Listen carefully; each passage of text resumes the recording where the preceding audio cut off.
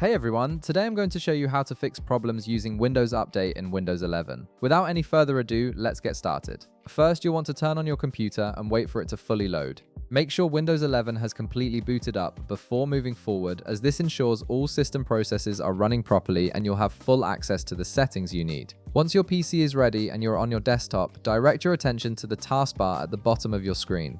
You'll see the Windows Start menu icon there. Go ahead and click on it to open the Start menu. This is your central hub for accessing all Windows features and settings. Now, once the Start menu opens, you'll notice a search bar at the top. Click on it and type in Settings. After typing, press Enter on your keyboard. This will launch the Microsoft Settings window, which is where you can configure and manage all aspects of your Windows 11 system. When the Settings window appears, you'll see several categories displayed on the screen. These categories cover everything from personalization to system preferences. Look for the option labeled Update and Security and click on it. This section is specifically designed to handle everything related to Windows updates, security features, and system troubleshooting.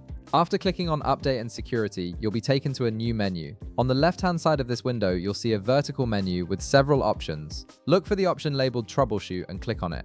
This is where Windows stores its built-in diagnostic tools that can automatically detect and fix common system problems. Once you're in the Troubleshoot section, you'll see an option that says Additional Troubleshooters. Go ahead and click on it. This will expand the menu to show you a list of specific troubleshooters designed for different parts of your system. Each troubleshooter targets a particular issue, making it easier to resolve problems quickly.